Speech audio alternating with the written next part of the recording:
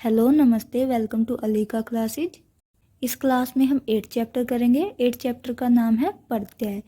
प्रत्यय वर्णों का ऐसा समूह होता है जो किसी शब्द के बाद में जुड़ता है। उपसर्ग वर्णों का ऐसा समूह होता है जो शब्द के आरंभ में जुड़ता है। यहाँ पर क्या होगा, उपसर्ग होगा और यहाँ पर उसके बाद में क्या होगा, कोई भी शब्द होगा। जैसे परिभवती, परिभवती, परिभवती में परि उपसर्ग है और भवती क्या है, कोई भी शब्द है।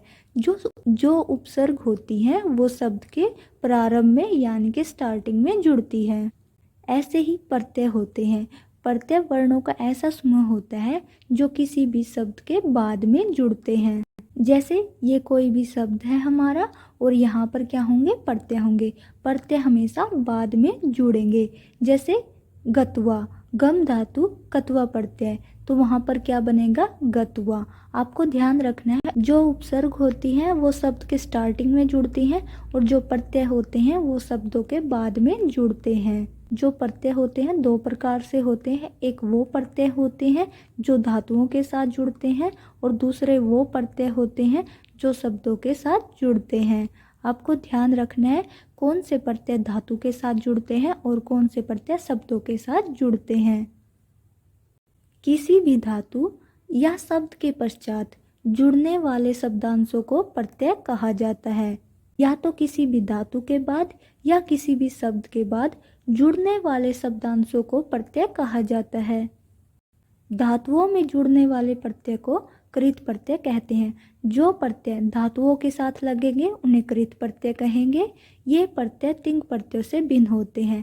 जब हमने शब्द रूप और धातु रूप के विषय में पढ़ा था, हमने पढ़ा था कि जो सुप प्रत्यय होता है वो शब्दों के साथ लगता है। जो तिंग प्रत्यय होते हैं ये 18 होते हैं और ये धातुओं के साथ लगकर धातु रूप बनाते हैं, क्रियापद बनाते हैं। यहाँ पर जो हम पढ़ रहे हैं इस चैप्टर में सुप प्रत्यय और तिंग प्रत्यय से भिन्न पढ़ रहे हैं। यहाँ पर धातुओं के साथ जो प्रत्यय लगेंगे वो कृत प्रत्यय होंगे, न कि तिंग प्रत्यय। आपको ध्यान रखना है जो तिंग प्रत्यय होते हैं ये भी धातुओं के साथ लगते हैं और जो कृत प्रत्यय होते हैं ये भी धातुओं के साथ लगते हैं। लेकिन हम यहाँ इस चैप्टर में तिंग प्रत्यय नहीं पढ़ेंगे, हम कृत प्रत्यय पढ़ेंगे। आपको ध्यान रखना है कि कृत प्रत्यय कौन से हैं, तिंग प्रत्यय कौन से हैं। संज्ञा शब्दों में जुड़ने वाले प्रत्ययों को तद्धित प्रत्यय कहते हैं। जो संज्ञा शब्दों के साथ जुड़ते हैं उन प्रत्ययों को तद्धित प्रत्यय कहते हैं। पुल्लिंग से स्त्रीलिंग बनाने के लिए शब्दों में प्रयुक्त होने वाले प्रत्ययों को स्त्री प्रत्यय कहते हैं। यानी कि जब हम स्त्रीलिंग बनाएंगे तो वहाँ पर हम स्त्री प्रत्यय का प्रयोग करेंगे। जो स्त्री प्रत्यय होते हैं ये भी शब्दों के साथ ही लगते हैं। आपको ध्यान रखना है जो कृत प्रत्यय है ये धातुओं के साथ लगता है और जो तद्धित प्रत्यय है ये शब्दों के साथ लगता है और जो स्त्री प्रत्यय है ये भी शब्दों के साथ लगता है। कृत प्रत्यय कौन से होते हैं?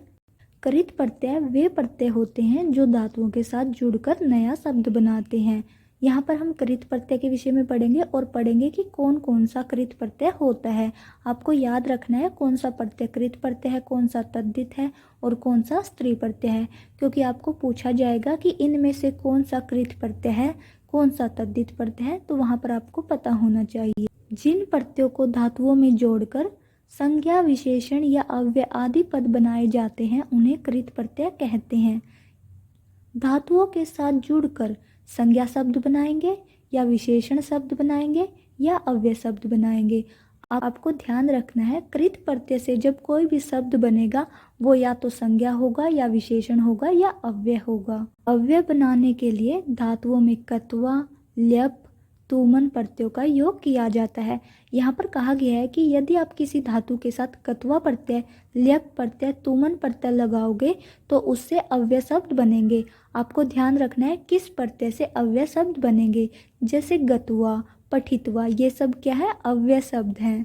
पठितुम, लेखितुम ये सब क्या है, अव्यय पद हैं।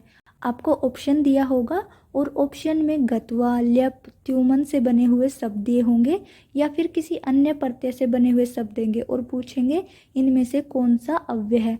आपको ध्यान रखना है कि कत्वा, ल्यप और तुमन प्रत्यय अव्यय शब्द बनाते हैं। नेक्स्ट है धातु से विशेषण बनाने के लिए सत्री, सानच, तव्यत, अनियर, यत आदि प्रत्ययों का प्रयोग किया जाता है। अभी हमने पढ़ा था अव्यय किन प्रत्ययों से बनते हैं, अब हम पढ़ रहे हैं विशेषण किन प्रत्ययों से बनते हैं। विशेषण जो है सत्री सानच से बनते हैं, यानी कि सत्री प्रत्यय से जो शब्द बनेगा वो भी क्या होगा, विशेषण। सानच प्रत्यय से जो शब्द बनेगा वो भी क्या होगा, विशेषण। तव्यत, अनियर और यत से बनने वाले शब्द भी क्या होंगे, विशेषण होंगे। नेक्स्ट है भूतकालिक क्रिया के प्रयोग के लिए। भूतकालिक क्या होता है, जो पास्ट में हो चुका है, जो बीत चुका है। भूतकालिक क्रिया के प्रयोग के लिए कत कत्वतु का प्रयोग करते हैं, यानी कि जो काम हो चुका है उसके लिए हम कत कत्वतु का प्रयोग करते हैं। आपसे पूछा जाएगा कौन सा ऐसा प्रत्यय है जो पास्ट के लिए प्रयोग होता है, जो भूतकालिक क्रिया में प्रयोग होता है। नेक्स्ट है करना चाहिए। करना चाहिए के अर्थ में क्रियावाचक तव्यत, अनियर और यत प्रत्ययों का प्रयोग किया जाता है। जैसे हम कोई भी काम करते हैं, जैसे हम बोलते हैं उसे ये काम करना चाहिए, जहाँ भी करना चाहिए का अर्थ होगा वहाँ पर तव्यत, अनियर, यत प्रत्ययों का प्रयोग करते हैं। आपको ध्यान रखना है कत्वा, ल्यप, द्युमन से अव्यय शब्द बनते हैं। सत्री, सानच, तव्यत, अनियर, यत से विशेषण शब्द बनते हैं। भूतकालिक क्रिया के लिए कत और कत्वतु प्रत्यय का प्रयोग करते हैं। धातु से संज्ञा बनाने हेतु, यानी कि संज्ञा बनाने के लिए अब हमें नाउन बनाना है। अब तक हम पढ़ के आए थे अव्यय बनाना और विशेषण बनाना, अब हम पढ़ रहे हैं संज्ञा बनाना। यानी कि अगर हमें धातुओं से संज्ञा बनानी है तो हम तरिच प्रत्यय का, कतिन प्रत्यय का, नवुल प्रत्यय का और ल्यूट प्रत्यय का प्रयोग करेंगे। धातु से संज्ञा बनाने के लिए त्रिच प्रत्यय, कतिन प्रत्यय, नवुल प्रत्यय, ल्यूट आदि प्रत्ययों का योग किया जाता है। आपको ध्यान रखना है कि कौन सा प्रत्यय से हम कौन सा शब्द बना रहे हैं। कतिपय प्रमुख कृत प्रत्ययों का परिचय यहाँ दिया जा रहा है।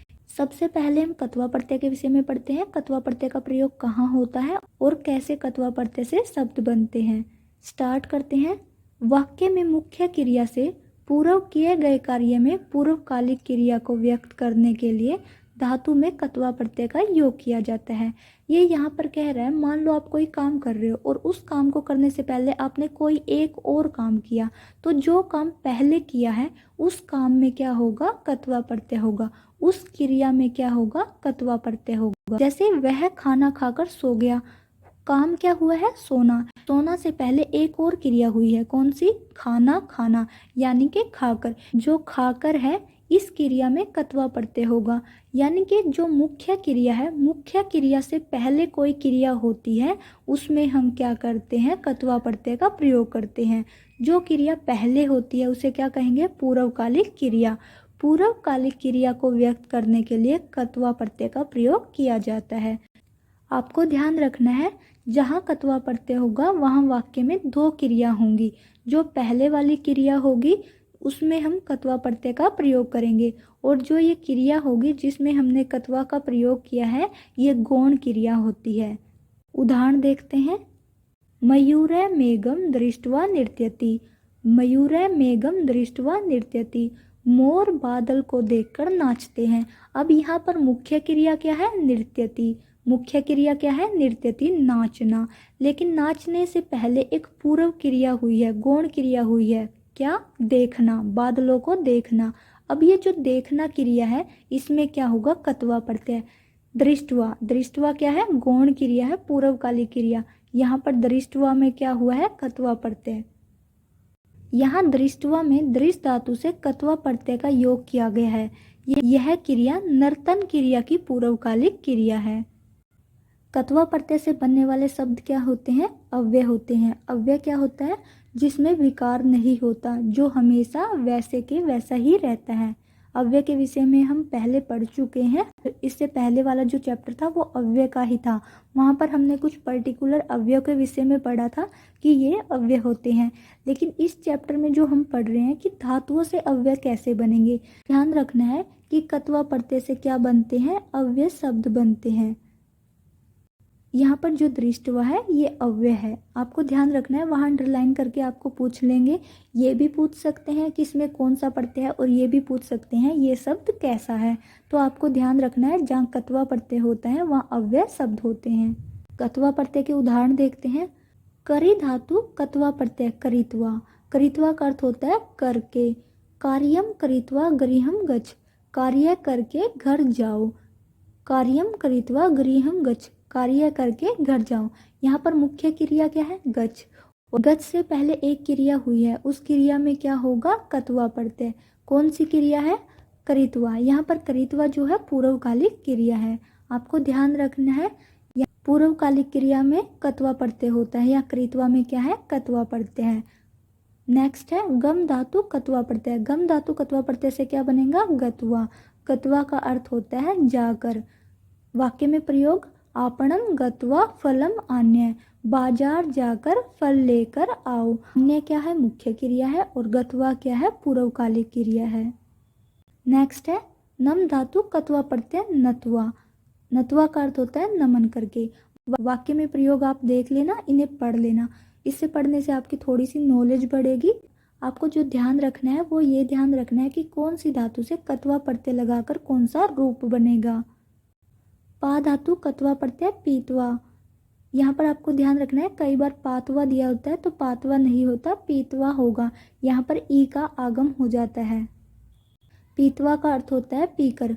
शुरू धातु कत्वा प्रत्यय श्रुत्वा। श्रुत्वा का अर्थ होता है सुनकर। दृष्ट धातु कत्वा प्रत्यय से क्या बनेगा? दृष्टवा। हन धातु कत्वा प्रत्यय से क्या बनेगा? हत्वा। ये हत्वा भी याद रखना है, कई बार हत्वा की जगह गणंतवा दिया होता है, क्योंकि हम जानते हैं जो हन धातु है, जब हम धातु रूप पढ़ते हैं तो इसका घन रूप भी बनता है, गणंती। आपको ध्यान रखना है, हन धातु कत्वा प्रत्यय से हत्वा बनेगा। परिच धातु कत्वा प्रत्यय से पृष्ठवा बनेगा। त्यज धातु कत्वा प्रत्यय से त्यक्तवा बनेगा। स्पृश धातु से कत्वा प्रत्यय स्पृष्टवा। ज्ञा धातु कत्वा प्रत्यय ज्ञातवा। पठ धातु कत्वा प्रत्यय पठित्वा। पत धातु कत्वा प्रत्यय पतित्वा।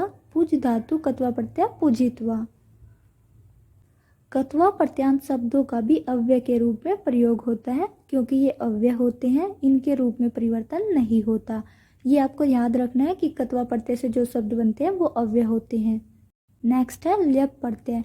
ल्यप प्रत्यय में क्या होता है? हमने पढ़ा था ल्यप प्रत्यय से भी जो शब्द बनेंगे वो अव्यय होते हैं। पूर्वकालिक क्रिया के अर्थ में ल्यप प्रत्यय का प्रयोग किया जाता है।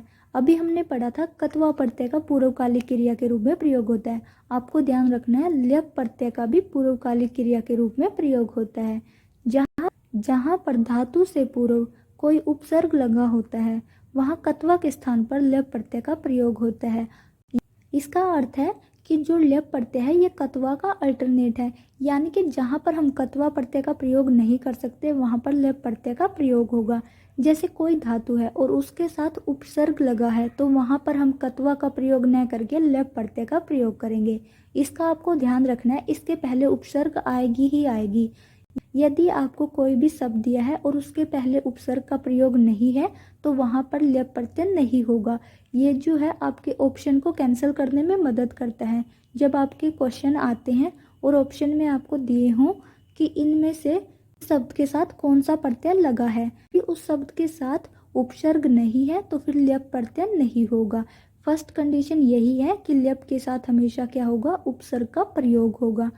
ये भी क्वेश्चन पूछा जाता है कि ल्यप प्रत्यय किस प्रत्यय के स्थान पर आता है। आपको ध्यान रखना है कत्वा प्रत्यय के स्थान पर हम ल्यप प्रत्यय का प्रयोग करते हैं। ल्यप प्रत्यांत शब्द भी अव्यय के रूप में ही प्रयोग किए जाते हैं, इनके रूप में परिवर्तन नहीं होता। आपको प्रत्यय के विषय में एक एक बात ध्यान रखनी है कि कौन से प्रत्यय से अव्यय शब्द बनेगा, किससे संज्ञा बनेगा, किससे विशेषण बनेगा, कौन सा प्रत्यय गौण क्रिया के साथ आएगा, कौन सा भूतकालिक क्रिया के साथ आएगा। एक एक पॉइंट याद रखना है। ऐसा नहीं कि बस आपने इतना याद कर लिया, ये धातु है, ये प्रत्यय लगेगा और ये इसका शब्द बनेगा। जेएम में हर तरह के क्वेश्चन पूछे जाते हैं। प्रत्यय से फॉर्मूले भी पूछे जाते हैं, प्रत्यय से कौन सा प्रत्यय कहाँ पर प्रयोग होता है ये भी पूछा जाता है, कौन से प्रत्यय से अव्यय बनते हैं, कौन से प्रत्यय से संज्ञा बनता है ये भी पूछा जाता है। पहले क्या होता था, हमें प्रत्यय लगाना होता था और पूछा जाता था कि इससे कौन सा शब्द बनेगा, लेकिन अब ऐसा नहीं होता। एक आध क्वेश्चन ही होता है प्रत्यय का जिसमें डायरेक्ट पूछा होता है कि इसमें कौन सा प्रत्यय है, वरना डिटेल भी पूछ ली जाती है कि कहाँ से कौन सा शब्द बनेगा, कहाँ पर हम इसका प्रयोग करेंगे, ये सूत्र किस प्रत्यय के लिए प्रयोग होगा। आपको अच्छे से पढ़ना है। अब ये आसान सी बातें हैं, सब याद करके बैठे हुए हैं तो इससे सिलेक्शन पर फर्क नहीं पड़ेगा। आपको कुछ अलग याद करना पड़ेगा जिससे आपका सिलेक्शन हो और आप उन बच्चों से आगे निकल सको। इसलिए एक एक पॉइंट याद रखना है। ल्यप प्रत्यय के उदाहरण करते हैं। पर उपसर्ग नम धातु ल्यप प्रत्यय क्या बनेगा? पर्णम्य। पर्णम्य का अर्थ होता है परिणाम करके। ये वाक्य में प्रयोग है, ये आप देख लेना, हम ये सब नहीं करेंगे। नेक्स्ट है वि उपसर्ग ज्ञा धातु ल्यप प्रत्यय से क्या बनेगा? विज्ञाय। यहाँ पर देखो पर उपसर्ग है, वि उपसर्ग है, हर एक शब्द के साथ क्या दिया गया है? उपसर्ग दिया गया है, क्योंकि ल्यप प्रत्यय की कंडीशन ही ये है कि उसके साथ उपसर्ग होना चाहिए। जहाँ पर उपसर्ग नहीं होगा वहाँ ल्यप प्रत्यय नहीं होगा। नेक्स्ट है आ उपसर्ग गम धातु, आ उपसर्ग गम धातु ल्यप प्रत्यय आगत्य। आ उपसर्ग धा धातु ल्यप प्रत्यय से आधाय बनेगा। वि उपसर्ग समृ धातु ल्यप प्रत्यय से विसमृत्य बनेगा। नेक्स्ट है विजित्य, उडीय, आनीय, उपकृत्य, प्राप्य। ये प्राप्य जो है ये इम्पोर्टेंट है, इसमें आपको पता होना चाहिए कि आप धातु होगी और पर उपसर्ग होगी। ये देख लेना कैसे इनके रूप बने हुए हैं। हम एक एक को नहीं पढ़ेंगे क्योंकि ये सब आप पढ़ लोगे, आपको जो है फैक्ट अच्छे से याद रखने हैं। नेक्स्ट है पर्दाय, समस्पृश्य, पर्दाय, समस्पृश्य, उत्तीर्य। ये उत्तीर्य को अच्छे से ध्यान से याद रखो कि इसमें उत उपसर्ग होती है और तरी धातु होती है। नेक्स्ट है तुमन प्रत्यय। तुमन प्रत्यय का तुम शेष रहता है, कत्वा प्रत्यय का तवा शेष रहता है और ल्यप प्रत्यय का यह शेष रहता है। यहाँ पर क्या होगा? तुम शेष रहेगा। निमित्तार्थक के लिए अर्थात क्रिया को करने के लिए इस अर्थ में धातु के साथ तुमन प्रत्यय का प्रयोग होगा। निमित्तार्थक अर्थ में तुमन प्रत्यय का प्रयोग होता है। के लिए, क्रिया को करने के लिए इस अर्थ में धातु के साथ तुमन प्रत्यय का प्रयोग होता है। यानी कि जो तुमन प्रत्यय इसका प्रयोग के लिए अर्थ में होता है, किसी भी काम को करने के लिए, जैसे खाने के लिए, पीने के लिए। जहाँ पर के लिए अर्थ होगा वहाँ पर क्या होगा? तुमन प्रत्यय होगा। जब दो क्रियापदों का कर्ता एक होता है तथा एक क्रिया दूसरी क्रिया का प्रयोजन या निमित्त होती है तो निमित्तार्थक क्रियापद में तुमन प्रत्यय होता है। यानी कि यहाँ पर भी दो क्रिया होंगी। जैसे कत्वा प्रत्यय में दो क्रिया थी, एक मुख्य क्रिया थी, एक गौण क्रिया थी, वैसे ही तुमन प्रत्यय में भी दो क्रियाएं होंगी। कोई कर्ता दो क्रिया करेगा, उनमें से एक क्रिया किसी दूसरे काम के लिए हो रही होगी। जो क्रिया मुख्य क्रिया का कारण बनेगी, उद्देश्य बनेगी, वहीं पर क्या होगा? तुमन प्रत्यय होगा। जैसे वह पढ़ने के लिए विद्यालय जाता है, मुख्य क्रिया क्या है? जाना, लेकिन जाता क्यों है? पढ़ने के लिए। तो यहाँ पर जो पढ़ने के लिए है इसमें क्या होगा? तुमन प्रत्यय होगा। उदाहरण देखते हैं। सुरेश पठितुम विद्यालयम गच्छति। सुरेश पढ़ने के लिए विद्यालय जाता है। यहाँ पर दो क्रिया हो रही हैं, गच्छति और पठती। अब यहाँ पर गच्छति क्या है? मुख्य क्रिया, और यहाँ पर जो पठ धातु है, यहाँ पर पठ धातु में तुमन प्रत्यय लगेगा, इससे बनेगा पठितुम। ये क्या होगी? निमित्त क्रिया, क्योंकि ये उद्देश्य है मुख्य क्रिया का, कारण है मुख्य क्रिया का। आपको ध्यान रखना है मुख्य क्रिया का जो क्रिया कारण होती है, उद्देश्य होती है, वहाँ पर तुमन प्रत्यय होता है। वाक्य में पढ़ना और जाना दो क्रियापद है, जिनमें पढ़ना क्रिया प्रयोजन है, जिसके लिए सुरेश विद्यालय जाता है, अतः पठितुम में तुमन प्रत्यय है। आपको ध्यान रखना है कि जो तुमन प्रत्यय होता है वो के लिए अर्थ में होता है, पूर्वकालिक क्रिया में प्रयोग होता है और इससे क्या बनते हैं? अव्यय शब्द बनते हैं। तुमन का तुम शेष रहता है। नेक्स्ट है समय, वेला आदि कालवाची शब्दों के योग में धातुओं से तुमन प्रत्यय होता है। यानी यहाँ पर समय, वेला आदि समय सूचक यानी कि समय को दर्शाने वाले शब्द होंगे, वहाँ पर भी तुमन प्रत्यय का प्रयोग होगा।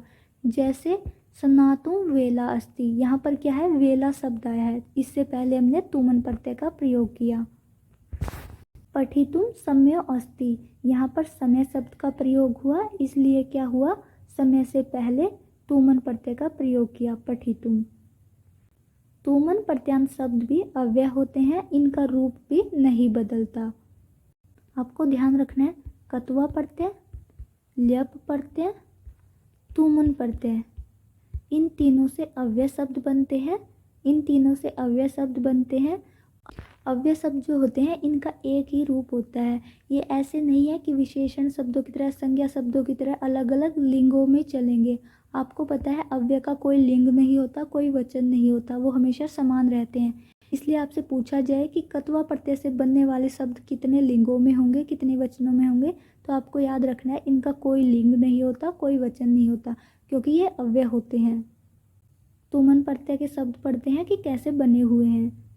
गम धातु तुमन प्रत्यय, तुमन का क्या शेष रहता है, तुम, तो क्या बनेगा, गंतुम। गंतुम का अर्थ क्या होता है, जाने के लिए।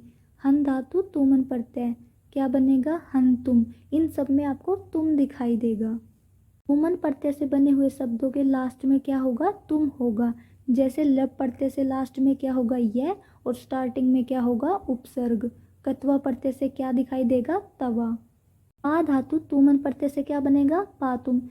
यहाँ पर ध्यान रखना है, जैसे पा धातु कत्वा प्रत्यय क्या बना था, पीतुआ, लेकिन पा धातु तुमन प्रत्यय से पीतुम नहीं बनेगा, क्या बनेगा, पातुम। आपको ध्यान रखना है कहाँ पर ई आएगा, कहाँ पर आ आएगा। पा धातु तुमन प्रत्यय से क्या बनेगा, पातुम। सना धातु तुमन प्रत्यय से क्या बनेगा, सनातुम। ऐसे ही धातुम, पृष्टुम, द्रष्टुम, हसीतुम, ये ध्यान रखना है। हस धातु तुमन प्रत्यय हस्तुम नहीं बनता, क्या बनता है, हसीतुम।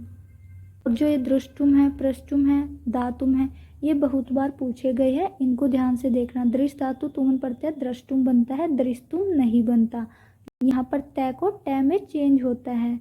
वैसे ही प्रछ धातु तुमन प्रत्यय में तय को टै में चेंज होता है। खाद धातु तुमन प्रत्यय से खादितुम, क्रीड धातु तुमन प्रत्यय से क्रीडितुम, भास धातु तुमन प्रत्यय से भाषितुम, जीव धातु तुमन प्रत्यय से जीवितुम, कथ धातु तुमन प्रत्यय से कथितुम। आपको ध्यान रखना है कि जहाँ पर तुमन प्रत्यय होगा वहाँ पर तुम शेष रहेगा। आपको हर एक शब्द के बाद तुम दिखाई देगा। सक, सक का अर्थ होता है सकना। इस धातु का अर्थ होता है चाहना। इत्यादि धातुओं के साथ भी पूर्व क्रिया में तुमन प्रत्यय का प्रयोग होता है। यानी कि जहाँ पर सक धातु हो, जहाँ पर इस धातु हो, इन धातुओं के साथ भी क्या आएगा, तुमन प्रत्यय का प्रयोग करेंगे। जैसे मैं पढ़ सकती हूँ, या मैं पढ़ सकता हूँ, या मैं पढ़ना चाहती हूँ, या मैं पढ़ना चाहता हूँ। इन वाक्यों में पढ़ना और सकना, पढ़ना और चाहना, ये दो दो क्रियाएं हैं, अतः पढ़ना क्रिया में तुमन प्रत्यय का प्रयोग होता है। उदाहरण देखते हैं। यथा अहम पठितुम शक्नोमि, अहम पठितुम शक्नोमि। यहाँ पर जो शक्नोमि है इसमें सक धातु है, और सक धातु से पहले एक और क्रिया हुई है, तो उसमें क्या होगा, तुमन प्रत्यय होगा। पठितुम में तुमन प्रत्यय है। इच्छामि में इस धातु है। आपको ध्यान रखना है कि जहाँ पर सक और इस धातु होंगी, उससे पहले वाली जो क्रिया होगी उसमें भी तुमन प्रत्यय होगा। ये यहाँ पर आपको सक और इसके कुछ उदाहरण दिए गए हैं, इन्हें देख लेना। जैसे पठितुम में तुमन है, तरतुम में तुमन है, ज्ञातुम में तुमन है, कर्तुम में तुमन है, चलितुम में तुमन है, धावितुम में तुमन है। ये सब क्यों आए हैं, क्योंकि इनके बाद सक या इस धातु आई है। तुमन का प्रयोग करते हुए इच्छुक अर्थ वाले संज्ञा पद भी बनाए जा सकते हैं। यानी कि जहाँ पर इच्छा दिखाई जाए वहाँ पर हम तुमन का प्रयोग करके संज्ञा पद भी बना सकते हैं। जैसे गंतु काम है, पठितु काम है, बद्धु काम है, चलितु काम है, लेखितु कामा, हसितु कामा, वक्तु कामा इत्यादि। ये जो शब्द है ये संज्ञा पद है। अभी हमने कत्वा, ल्यप और तुमन प्रत्यय पढ़े। इस क्लास में हम इन्हीं प्रत्ययों के विषय में पढ़ेंगे। आगे हम नेक्स्ट क्लास में पढ़ेंगे।